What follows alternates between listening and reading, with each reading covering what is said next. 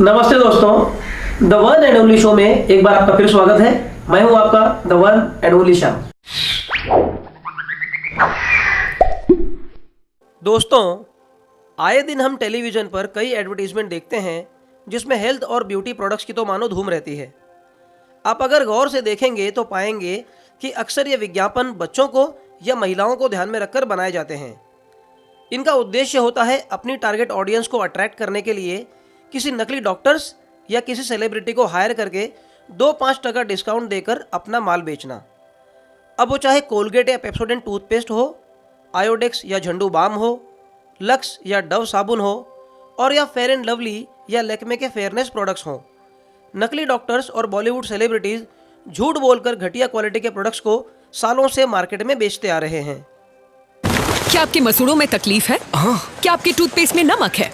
मसूड़ों में तकलीफ? क्या आपके टूथपेस्ट में नमक के साथ डीप क्लीन एहसास है? मसूड़ों से खून, पायरिया? क्या आपके टूथपेस्ट में नमक और नीम है? क्या आपके दांतों में पीलापन है? क्या आपके टूथपेस्ट में नींबू और नमक है? कोलगेट मैक्स फ्रेश, ताजगी का धमाका।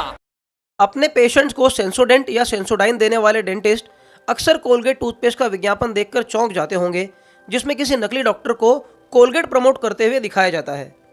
बच्चों को टारगेट बनाकर अपना प्रोडक्ट्स बेचना बहुत आसान है, क्योंकि इंडियन पेरेंट्स लॉजिक लगाने के बजाय एडवर्टीजमेंट पर ज़्यादा भरोसा करते हैं और इन बड़ी बड़ी कंपनियों के जाल में फंस जाते हैं। जितने किसी इंसान के मुंह में दांत नहीं होते, उससे ज़्यादा तो कोलगेट के अलग अलग टाइप के टूथपेस्ट मार्केट में मिल जाएंगे। Colgate Total, Colgate 360, Colgate Max Fresh, Colgate Sensitive Original, Colgate Strong Teeth, Colgate Active Salt, Swarnved Shakti, charcoal clean toothpaste, Colgate Visible White, Colgate Herbal और पता नहीं क्या क्या। इतना तो साला होटलों के मेनू कार्ड में फूड आइटम्स नहीं होते जितने आइटम्स कोलगेट ने अपने बाकड़े पे लगा के रखे हैं। ये धंधा नहीं तो और क्या है। अगर आपको ऐसे ब्रांड्स की असलियत जाननी हो तो अपने डेंटिस्ट से पूछें कि क्या वो कभी अपने पेशेंट्स को कोलगेट रेकमेंड करते हैं।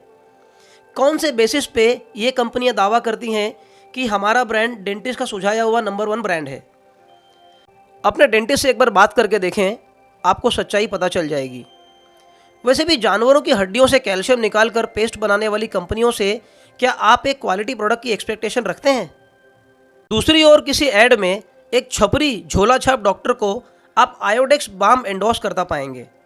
मतलब आप सोचिए ना कि कोई डॉक्टर इतने साल मेडिसिन की पढ़ाई से अपने दिमाग का फालूदा करके अपनी जवानी के 4-5 कीमती साल डॉक्टरी सीखने के लिए लाखों रुपए फीस भर के सालों का अनुभव लेने के बाद पीठ, बदन और कमर दर्द के लिए अपने पेशेंट्स को आयोडेक्स लेने की सलाह देता है। अपनी खूबसूरती के बल पर लक्स साबुन का विज्ञापन करने वाली फिल्मी हस्तियों की बात करें तो मधुबाला से लेकर हेमा मालिनी, जूही चावला से लेकर आलिया भट्ट तक ने लक्स सोप को एंडोर्स किया है। हम सब ये जानते हैं कि ये हीरोइनें लक्स साबुन से नहाकर इतनी खूबसूरत नहीं हुई हैं, बल्कि अपनी खूबसूरती की वजह से वो इस ब्रांड को प्रमोट कर रही हैं। लेकिन इसके बावजूद हमारे यहाँ कई लोग इन विज्ञापनों की चकाचौंध से बच नहीं पाते और ऐसे प्रोडक्ट्स खरीद कर इन कंपनियों को और मालदार बनाते हैं। और दुविधा इस बात की है कि इतने पैसे खर्च करने के बाद भी वो ऐसे सेलिब्रिटी जैसी खूबसूरती हासिल नहीं कर पाते। दूसरी ओर कितने सालों से हिंदुस्तान के काले लोगों की एक बड़ी आबादी को गोरा करने का संकल्प लेने वाली Yami Gautam Fair and Lovely fairness cream का अवेयरनेस क्रिएट करते थक नहीं रही। लेकिन शायद उसका ये विज्ञापन नाना पाटेकर, जॉनी लीवर और the one and only Shyam ने नहीं देखा, वरना वो भी अब तक छोटे मोटे ब्रैड पिट तो बन ही चुके होते।